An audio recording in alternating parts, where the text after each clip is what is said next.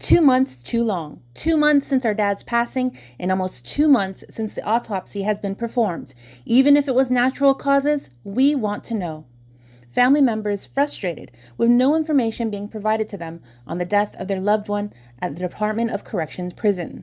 It was earlier in September, KUAM reached out to DOC Director Fred Bordallo Jr. for comment, who said that they're awaiting the autopsy report by the Chief Medical Examiner for cause of death.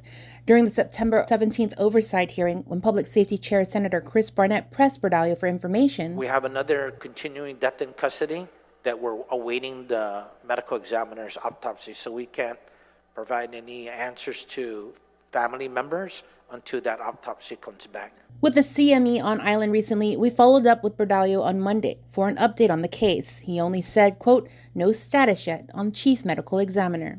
As KUAM reported, it was on the morning of July 29th when the 55-year-old male detainee was taken to Naval Hospital and pronounced dead shortly after. It was only after he passed that the family received a call from DOC to say that he was found unconscious and taken to the hospital.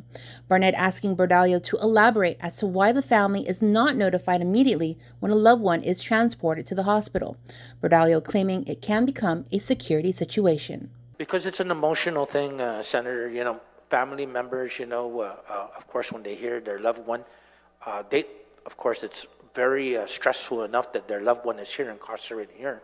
And then they'll just think they want to, and it's in our culture that we want to be with our family member, right? And sometimes that can get, it can get a little bit out of control without any security people being there, not expecting that. And then of course, we don't want that to happen. So that's why a lot of our protocol is just to limit the contact with the Guam Police Department, with the doctor who's there, and then determine who would be called so that they can ensure that it doesn't get out of control. It was during the oversight hearing Major Mary Helen Lozama provided comment as well. When the inmates or the prisoners submit their visitation lists, sometimes they don't include all the family members and also their next of kin.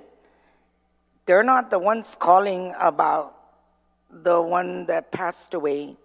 It's the other people who are claiming they're the child, or they're that's their father that passed away. However, we cannot really determine it because the prisoner did not put out their visitation lists, and it hasn't been approved. Circumstances surrounding the death remain unclear. Family members hearing that he was found unresponsive in his post when he missed roll call, while another story surfaced from an inmate in the same post who claims the man collapsed while cleaning the dome. The family still demanding any details for closure. Jonah Charfris, KUAM News.